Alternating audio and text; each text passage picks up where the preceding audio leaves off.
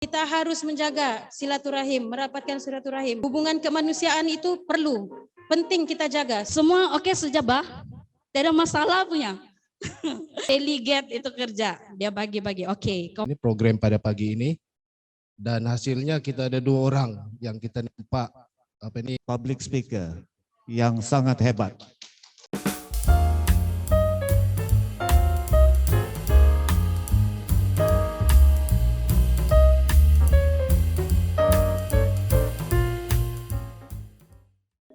Macam mana kita melaksanakan tugas itu semua di dalam integriti.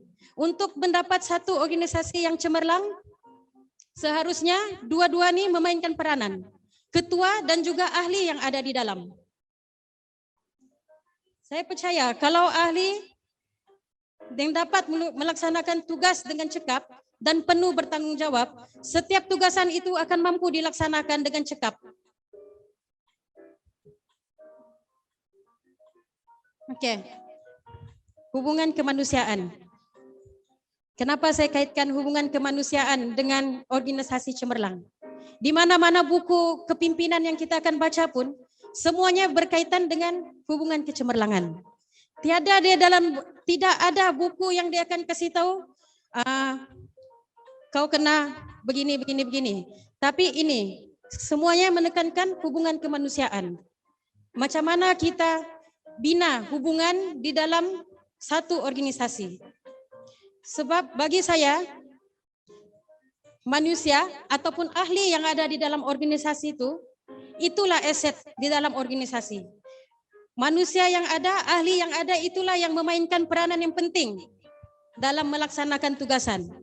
Jadi bagi saya, hubungan kemanusiaan ini perlu kita jaga. Hubungan kemanusiaan ini, dia bukan saja dari segi keislaman pun kita harus menjaga keharmonian. Kita harus menjaga silaturahim, merapatkan silaturahim. Tapi apa-apa saja agama yang lain pun mempunyai matlamat yang sama. Hubungan kemanusiaan itu perlu, penting kita jaga supaya ada perasaan harmoni, suasana yang tenang. Suasana yang tenang, perasaan tenang dan harmoni akan dapat meningkatkan kualiti kerja. Kenapa dapat meningkatkan kualiti kerja? Kalau kita bercakap dengan kawan yang sudah ada rasa tidak senang hati dengan kita di dalam satu bahagian, macam mana kita mau cakap ada harmoni lagi di dalam tu? Macam mana kita mau berjaya melaksanakan tugasan pada waktu itu?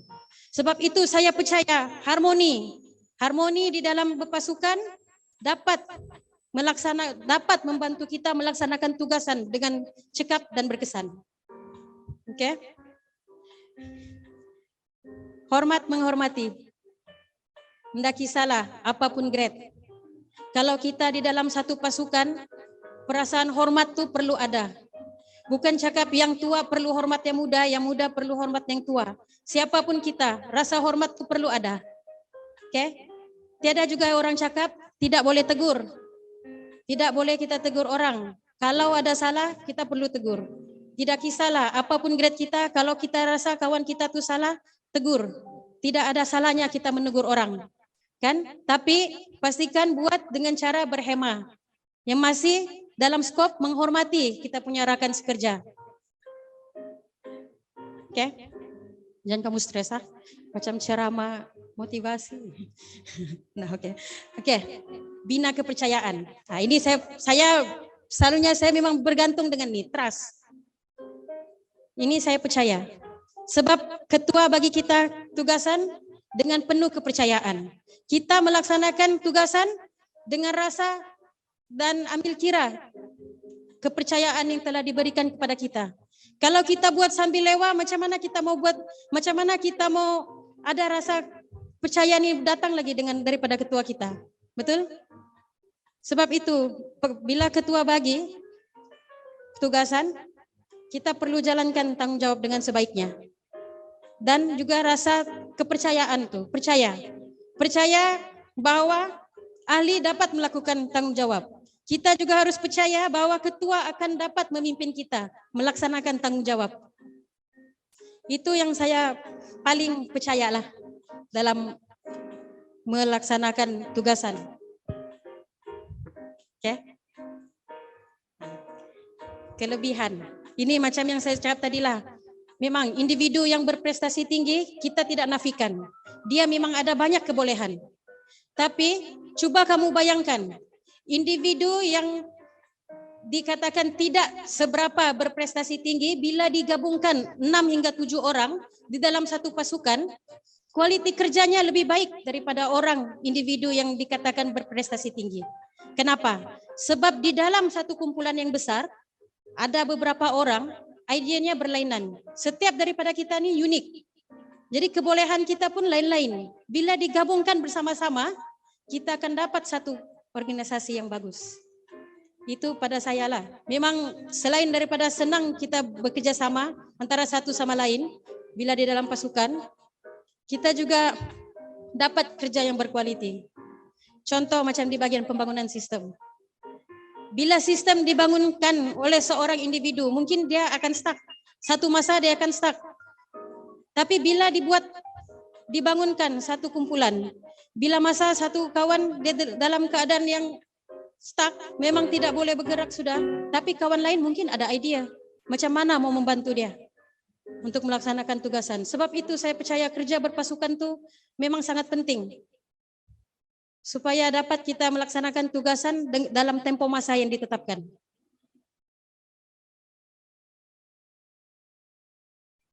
Ini, assumption, expectation dengan reality. Assume. Kita suka assume orang. Kita andaikan dia begini. Dalam realitinya, sedangkan realitinya dia bukan begitu. Managing expectation. Macam mana kita mau menghadapi, macam mana kita mau menghandle apa yang ketua kita expect daripada kita. Apa yang kawan-kawan expect daripada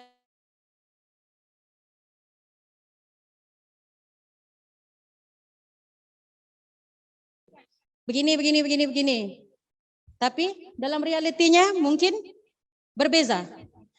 Jadi untuk kita, bagaimana untuk kita mengawal expectation, komunikasi yang berkesan. Sekali lagi saya tekankan, mungkin kita tidak tahu apa ketua kita mau.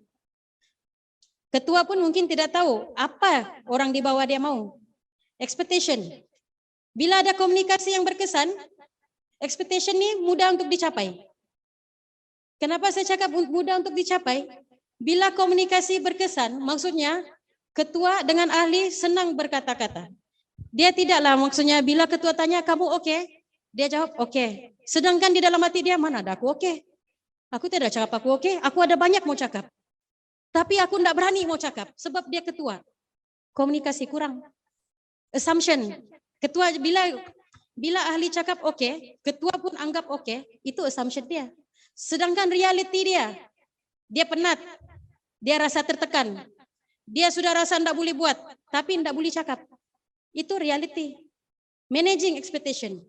Sebab itu komunikasi berkesan tu penting.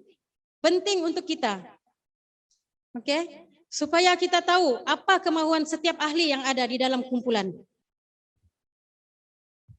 Serius? Rasanya ini saja. Saya punya perbentangan pada pagi ini. Ada soalan kah?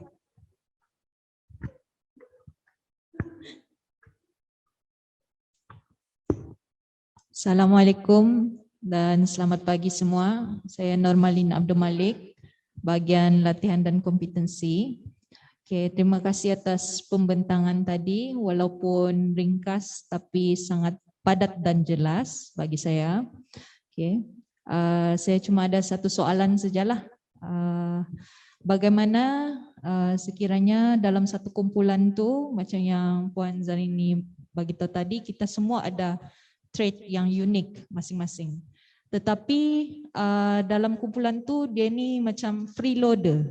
Kiranya dia tidak buat apa-apa pun, tapi ada hasil jugalah tugasan. Tapi macam mana kita mau handle orang yang tidak bekerja sama dalam satu kumpulan tu? Itu saja soalan saya. Terima kasih. Terima kasih Puan Normalina. Bagi saya tiada istilah orang yang tidak boleh buat kerja sebenarnya.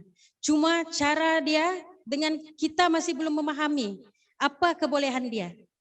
Jadi itulah mungkin bila kita boleh berkomunikasi, kita kenal dia dengan lebih rapat, kita akan tahu apa kebolehan dia dan kita akan tahu macam mana cara yang betul untuk approach dia buat kerja.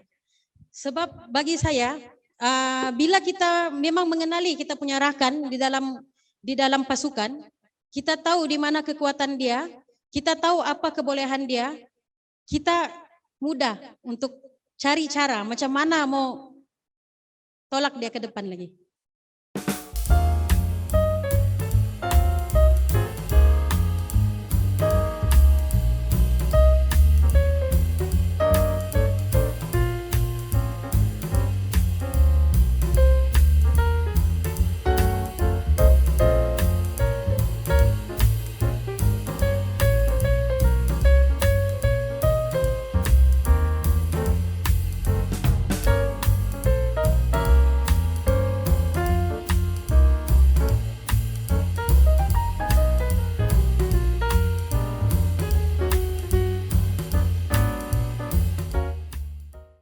Selamat pagi dan salam sejahtera untuk semua audiens kita yang ada dalam dewan ini. Selamat pagi kepada kita punya timbalan pengarah dan juga kita punya ketua penolong pengarah bagian keselamatan cyber dan rakan-rakan sekalian. Terima kasih sebab sudi hadir dan juga bagi yang ada dalam Zoom, terima kasih kerana hadir dan support. Okey, hari ini saya akan berkongsi mengenai hubungan dinamik di tempat kerja. Okey, dalam sesi ini kita akan berinteraksi sesama sendiri. Jadi soalan pertama adalah apa itu dinamik? Apa yang kita tahu pasal dinamik? Saya jemput audiens untuk jawab. Anda bolehlah angkat tangan kah, atau yang ada di Zoom pun boleh juga cuba-cuba jawab.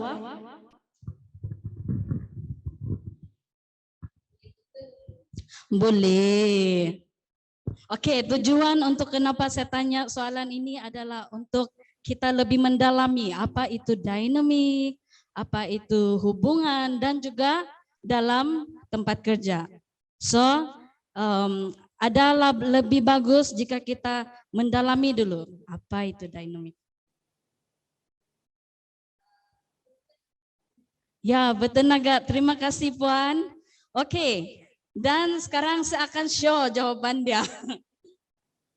Okey, first dinamik itu adalah progress.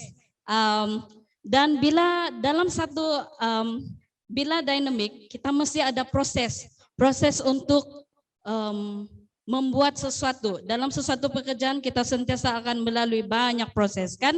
And then selepas proses sentiasa ada perubahan yaitu change dalam bahasa Inggris. Selepas change ini berlaku, yang berlaku seterusnya adalah improvement.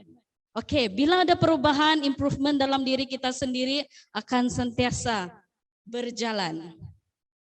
Dan seterusnya, bila ada improvement, mestilah achievement. Kita akan mengalami achievement yang kita boleh, apa orang bilang achievement dalam bahasa Melayu? Mencapai. Terima kasih Puan.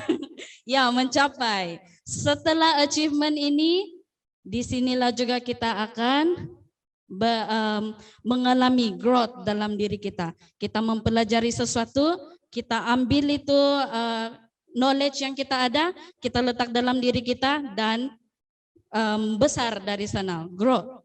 So, selepas growth ada advancement. Bila ada advancement maksudnya kita boleh enhance itu benda. Okey, contohnya ini pointer yang saya pegang di sini hari ini. Bukan saja pointer, dia boleh jadi, mungkin dia boleh jadi torchlight, kan? Improvise, begitu. So, after advancement, forward. Bila ada advancement, mestilah kita mau lagi maju ke depan. Macam saya cakap tadi, bila ada improvise, kita goal kita untuk move forward, gitu.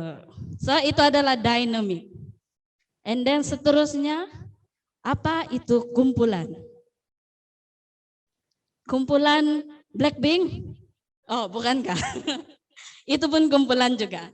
Oke, di sini Poin pertama kita adalah kumpulan adalah 2 atau lebih orang yang berinteraksi.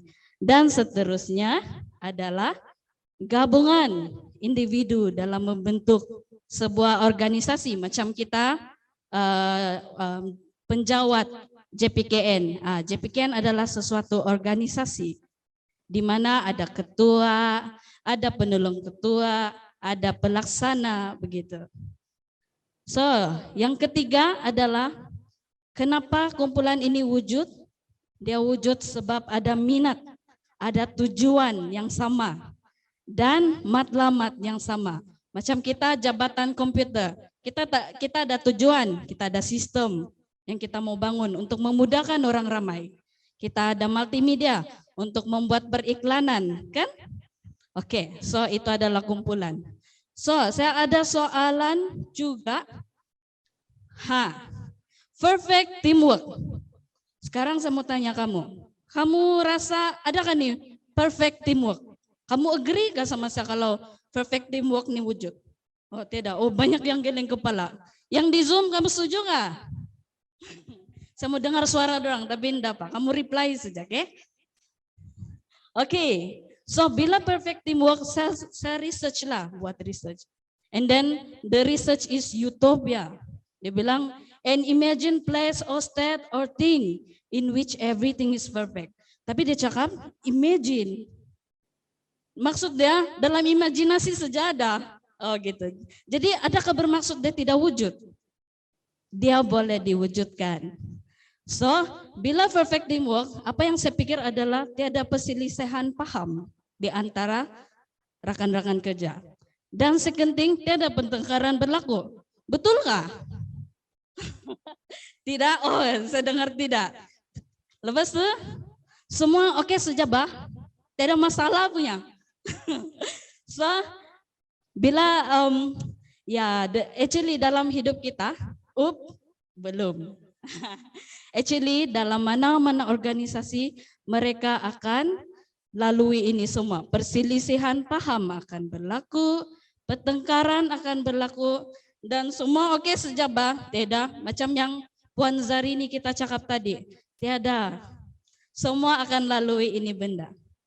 So, begitu juga lah saya cerita dulu sedikit pengalaman saya. Saya baru bekerja 1 tahun lebih dengan JPKN. Dan saya ditugaskan di bahagian operasi teknikal. Wah, pengalaman sangat banyak. Jangan cakap, saya tidak komplain, saya komplain. Saya ada pendapat saya sendiri macam mana saya mau buat kerja saya.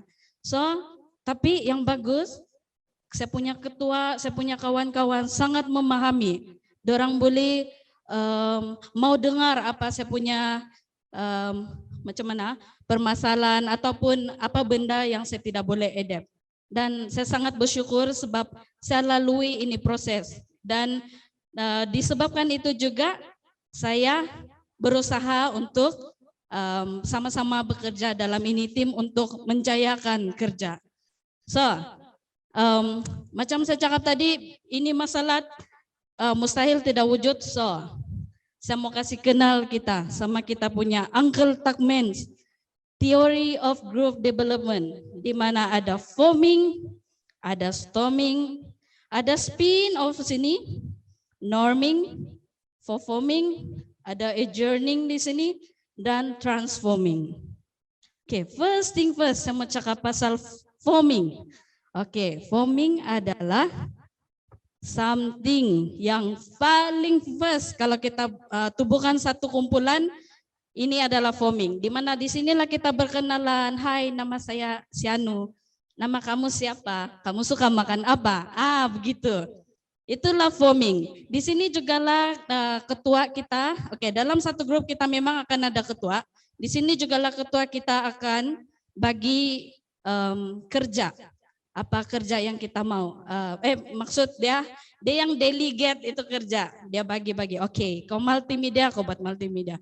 Kau technical, kau buat technical, macam tuh. So, disinilah juga kita akan meeting untuk memahami tugas-tugasan kita. So, after forming, stages yang seterusnya adalah Tunggu dia. Storming. Oke, storming. Sound macam itu apa? Ribut kan? So ya, actually ini yang akan berlaku. Bila satu organisasi telah ditubuhkan, kita berjumpa sama orang, dan bila bekerja kita kenal sudah. Kita kenal perangai masing-masing, macam mana pembawaan dia, macam mana pembawaan saya. Tidak ngam, jadi gaduh lah. Nah, saya tidak paham kau, dia bilang. Lepas tu, sorry. Laju betul. Oke. Hey. Kejap ada tergendala sekejap. Senyum-senyum dulu kamu. Oke. Dan seterusnya, disinilah nampak macam di gambar. Yes, no, begitu. Jadi apa yang pening kepala? Of course lah ketua kita. Macam mana nih saya mau kasih tenang dorang nih, alamak begitu. Tapi jangan risau, dalam setiap perhubungan kita di tempat kerja akan ada stages yang seterusnya, yaitu storming. Bila ada storming, oke, kita kasih terang dulu spin off. Spin off nih di mana orang tuh ayah saya tidak tahan saya tidak suka nih kerja begini, macam saya tidak dapat berkomunikasi dengan dia betul-betul. So apa yang terjadi adalah, oke, cukup, saya tidak mau dengar kau. That's it. Lepas itu end up dia akan meninggalkan grup itu. Sedihlah actually kalau kita ada nih perasaan yang tidak boleh move on ya, dari sesuatu kejadian yang mungkin menyakitkan hati kita begitu kan. Ya, jadi dia punya penyelesaian adalah oke, saya tidak dapat tahan nih, I cannot cope this, I want to leave this team. So, but if they tidak choose itu spin off, there will be another stages, which is we call norming. Oke, norming nih stages dia seterusnya adalah the decision I want to be together. Maksud dia kita mau work it out, mau buat something dengan ini hubungan. Kita jangan bergaduh-gaduh saja, sebab kita nih adalah tim. Janganlah kita gaduh-gaduh, macam kita kerajaan kan, bukan suka-suka kita mau pindah, saya mau pindah jabatan lain lah. Tidak boleh juga. Saya mau pindah bagian lain lah, tapi saya tidak pandai bagian lain. Gitu. Ya, tapi kita work things out.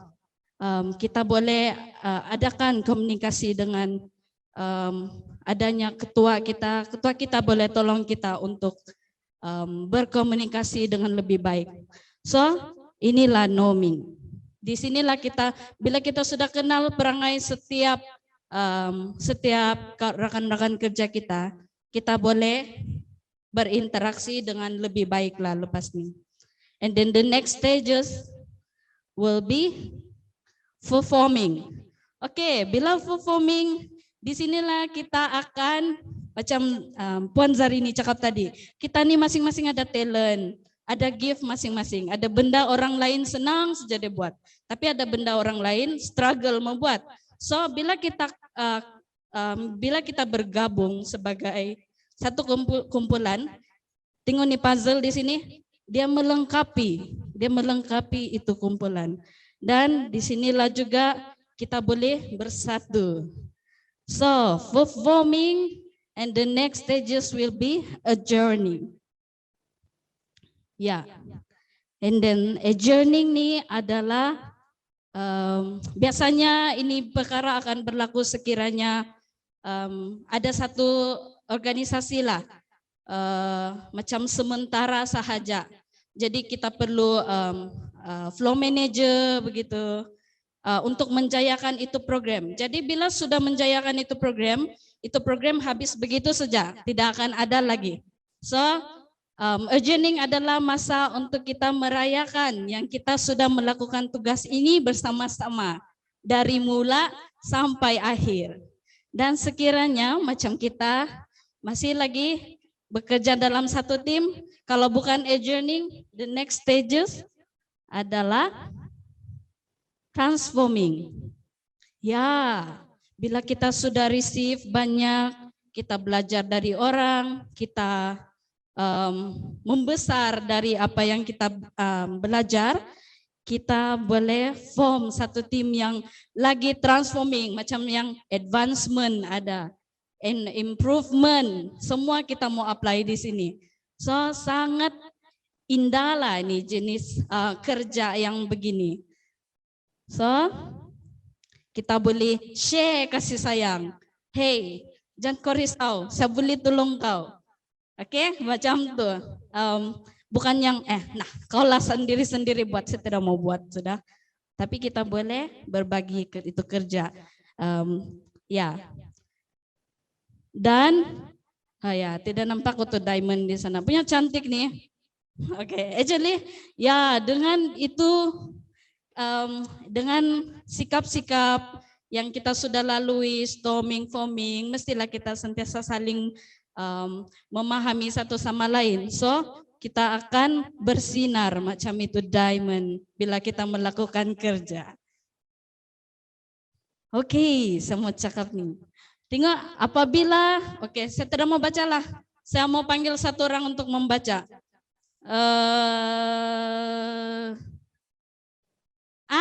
Azwan, sini kau. Sebenarnya kau tengok tuh. Sini. Mari. Ya sila. Boleh. Oke, tolong kita baca. Apabila kita mengenal kekuatan serta kelemahan diri kita, dan mengenal juga kekuatan dan kelemahan rekan-rekan kita, dengan siapa kita bekerja sama, maka kita akan sentiasa berjaya. Terima kasih Tuan Azwan. Ya, betul. Begitulah kata-kata falsafah China, Sun Tzu. Anda tahu siapa lah, tapi apa yang message dia sampaikan sini adalah sangat betul dan sangat relevan untuk kita sebagai seorang penjawat awam yang sentiasa akan melakukan kerja ini sama-sama. So, itu saja dari saya. Sekian dan terima kasih.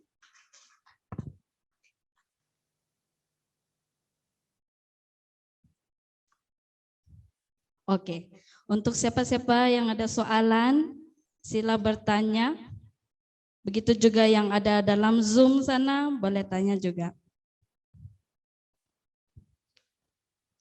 Coba saya jalan sana. Macam Cigu, thank you lah. Saya sendiri baca. Tahnya, boleh tahan, tidak baca teks. Terima kasih. Ya, kerja sama-sama, bukan sendiri-sendiri. Macam mendawa. Ya, betul. Apa yang penting kerja sama. Wow. Oke, thank you everyone. So, ada soalan? Soalan?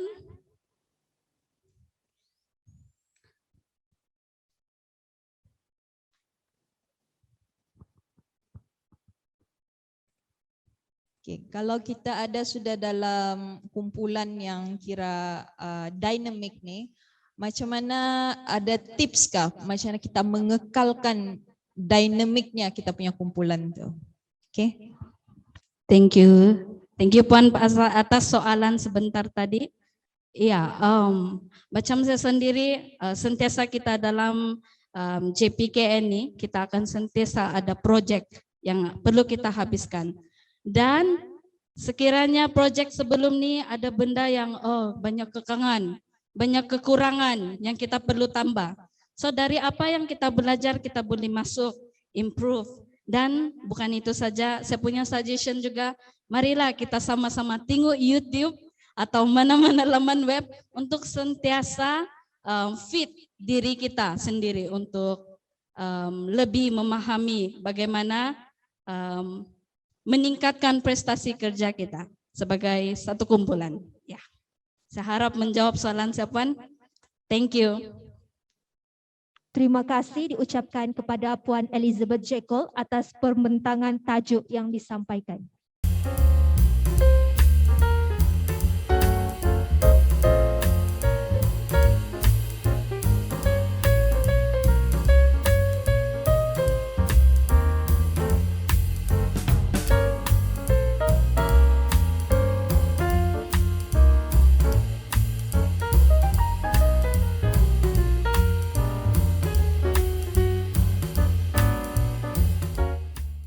Majlis diteruskan lagi dengan mendengar komen daripada pegawai penilai berkenaan dengan persembahan sebentar tadi. Sebelum itu, saya ingin menjemput Puan Zarini dan Puan Elizabeth untuk berada di atas pentas. Dengan ini, saya menjemput timbalan pengarah untuk memberikan sedikit komen terlebih dahulu. Terima kasih pengacara majelis. Assalamualaikum warahmatullahi wabarakatuh.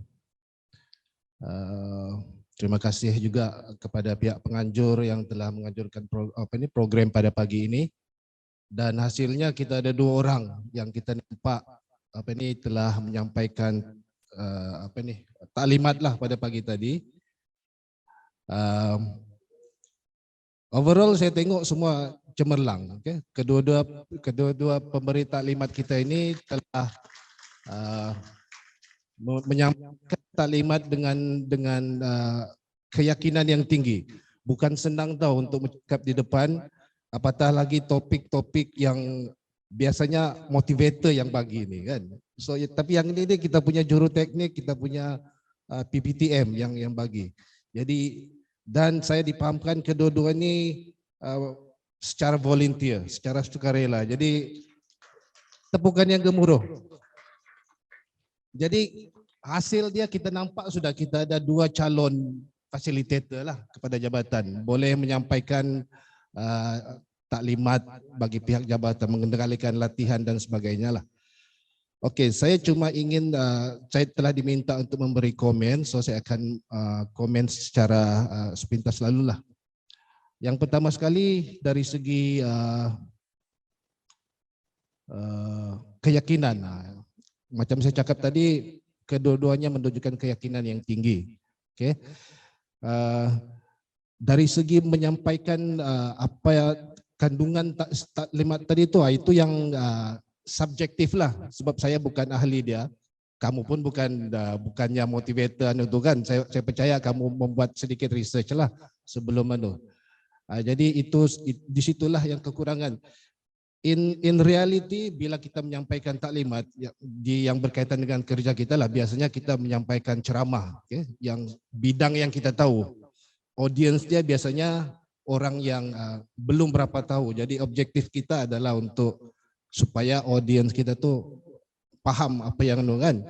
So yang pertama sekali kita mesti tunjukkan keyakinan bahwa kita tahu apa yang kita sampaikan. Itu yang pertama lah. Yang kedua, kita kena keterampilan kita. Kalau kita tengok kita kita punya ini berketerampilan yang baik lah. Tidak ada yang istilah yang menonjol. Kalau menonjol itu bahaya tuh. Sebab di kalangan audiens dia akan bermacam-macam audiens. Ada yang meningu saja dari atas sampai bawah. Ada yang jenis santai. Itu semua markah yang baguslah kalau dari segi situ. Dari segi kawalan kepada audiens, saya tengok kedua-dua tadi ada eye contact tu lah. Cuma eye contact tu dia kena menyeluruh. Okey, maksud dia kan fokus kepada di depan ni saja. Kena tengok juga di ujung sana. Kena tengok juga di ujung sana. Itu yang anulah. Sebab bila kita bagi taklimat, in reality lah, saya selalu cakap yang in reality ni, akan ada audiens yang tidur, tidak menunjukkan minat. Jadi bila mata kita nampak kepada dorang tu kan, automatik dia akan alert. Dia akan kalau yang ngantuk tu otomatik dia akan adjust body language dia. So maksudnya sebab dia diperhati oleh ada penceramah yang lagi dia terus menanya soalan kepada audiens yang begitu kan. Itu terpulang. Bagaimana kita bagaimana kita kawal tu. So kebolehan interaksi dengan peserta saya rasa agak baik. Memang cabaran apabila kita menanya soalan tidak dijawab oleh audiens, itu yang bikin malu orang bilang kalau tidak ada yang ada tu. Itu sesuatu yang kita perlu tambah baiklah. Saya percaya BLK, kalau saya sendirilah, kita pernah hadir beberapa kursus macam mana untuk memberi persembahan yang baik. Semua itu kalau BLK adakan, ambil peluang untuk hadir itulah, bukan sahaja kepada Puan Elizabeth dan juga Zarini, tapi kepada semualah. Apa lagi? Dari segi alat bantuan mengajar semua okey. Cuma masa Elizabeth tadi dia membentang di sini, kita ada teknikal di sana yang memasang lampu, so akan sedikit terganggu kan. So tapi dia tidak peduli benda tu. Dia yang bagus. Dia berjaya kawal tu. In reality pun akan selalu ada masalah-masalah begitu. Masalah-masalah mic kadang tidak bagus. Itu semua kita kena alert. Okay? So tanya di atas itu lagi. And then penggunaan bahasa, saya rasa kita tidak ada masalah. Penggunaan bahasa rasmi yang bagus, itu pun dia kena tengok audiens juga. Kadang kalau kita terlampau rasmi, benda tu dia tidak jadi objektif kita tu tidak tercapai. Jadi yang itu kita kena tengok audiens tu lah, macam mana supaya suasana tu dia tidak terlampau rasmi, tidak juga terlampau tidak rasmi, tidak terlampau macam keanak-anakan orang kecil kan. Jadi kalau di Sabah ni kita memang sudah menggunakan bahasa baku okey lah, tidak ada masalah di situ. Cuma kita kena tengok audiens juga. Kadang ada audiens kita ni, kita tidak boleh terlampau guna bahasa baku juga, kan? Especially kalau yang karas, kalau dia bercakap terlampau dia menggunakan itu kan, kadang ada orang di belakang tu tidak paham. Kalau kita cakap terlampau itu. Tapi yang bagus dia kita ni memang sudah baku. Kalau kita cuba sampaikan menggunakan bahasa yang kita tidak biasa, katakan saya dari Sabah, memang kita susah untuk menyampaikannya dengan lebih, sebab itu bukan kita punya natural. So yang itu semua tidak ada masalah. Penggunaan masa tadi saya dipahamkan kita dibagi setengah jam, tapi rata-rata dalam 15 menit, 10 menit selesai sudah. Jadi itu kena tengok baliklah, especially bila kita membuat taklimat di luar, kita kena pastikan yang kita cover semua benda yang kita ingin sampaikan mengikut tempo masa yang ditetapkan lah. So itu sahaja daripada saya.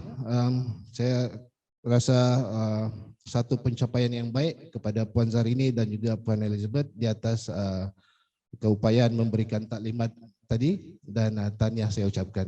Terima kasih. Terima kasih atas komen yang diberikan sebentar tadi. Seterusnya dijemput Encik T.S. Ebenezer untuk memberikan komen beliau.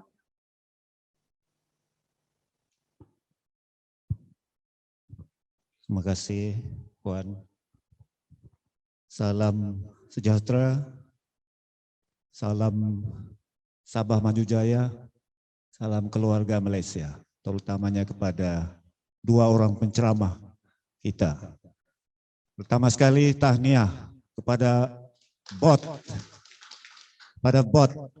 kerana mempunyai dua orang public speaker yang sangat hebat. Jadi kedua-duanya mempunyai style yang tersendiri, di mana satu layak di DUN ataupun Dewan Rakyat saya tengok, menyampaikan satu hujah untuk diterima oleh para hadirin, ataupun ingin menjual sesuatu untuk dibeli oleh bakal pelanggan. Yang satu lagi style ceria, yaitu sesuai untuk sesi motivasi atau pengurusan untuk agar semua orang ikut sama merasakan suasana itu. So masing-masing dengan sebab tidak ada yang sama kan, semua dengan style masing-masing. So tahniah. Dan kedua-duanya seperti yang TP nyatakan tadi, tahap keyakinan sangat tinggi dan telah berjaya menyentuh hati menyampaikan apa yang ingin disampaikan. Saya percaya itu telah tercapai, sebab itu yang paling penting kan. Mungkin tidak lama, 10 hingga 15 menit. Jadi first impression saja nih. Mungkin kalau bercakap lama, lecture setengah jam ke atas, mungkin lebih detail lah kita boleh tahu. Tapi setakat ini memang boleh tahan, memang cemerlang. Dan lebih pujian juga kepada Puan Elizabeth kerana macam sudah lama, macam sudah, tapi sebenarnya sudah 1 tahun kah? Lebih kurang 1 tahun kan? Saya tidak ada banyak komen, cuma ada 3 atau 4 saja. Yang pertama, mungkin kita perlu kurangkan certain perkataan yang berulang kali kita gunakan secara tidak disedari. Contohnya perkataan oke. Itu yang kita selalu dengarkan. So itu memang semua pun ada dia punya style tersendiri. Contohnya ada pemimpin tertinggi negara dan negeri yang selalu cakap, saya sedar dan tahu. Tahu tu siapa kan? Ataupun ada yang cakap, apa nama? Terus kita tahu. So kalau berkali-kali mungkin ada agak mengganggu kita punya konsentrasi. Dan satu tips lagi yang saya dapat tahu daripada satu sesi beberapa tahun lalu, instead of kita tanya ada apa-apa soalan, kita boleh gantikan dengan kita pick atau pilih salah satu topik atau poin yang kita telah sampaikan dan kita tanya balik kepada audience. Contohnya tadi ada satu Puan Zarini kan, assumption.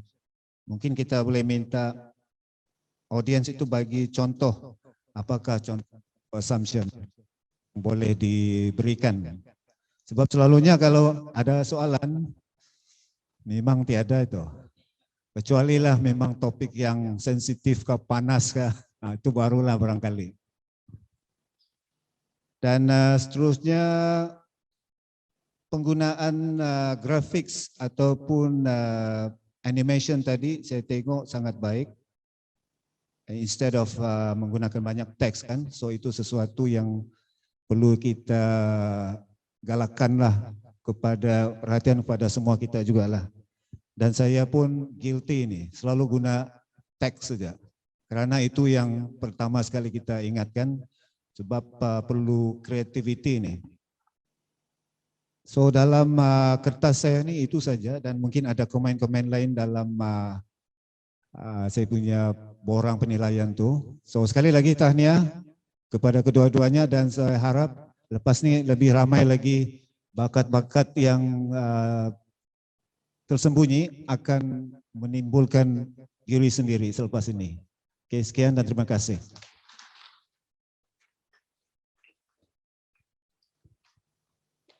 Terima kasih di atas komen daripada pegawai penilai. Terima kasih juga kepada para pembentang. Komen ini adalah bertujuan untuk memperbaiki serta menambah baik persembahan dan meningkatkan kompetensi setiap pegawai. Dengan ini berakhirlah program T-Talk JPKN Siri 1 tahun 2022. Semoga para hadirin mendapat ilmu dan pengetahuan daripada pembentangan yang telah disampaikan sebentar tadi. Sekalung penghargaan kami hulurkan, segulung tahniah kami ucapkan. Bagi pihak PLK, kami ingin memohon maaf sekiranya terdapat kekurangan di sepanjang program ini. Diucapkan terima kasih juga kepada pegawai-pegawai yang telah membentangkan tajuk pada hari ini dan seterusnya pegawai-pegawai penilai. Dengan itu, sekian dan terima kasih. Assalamualaikum dan jumpa lagi.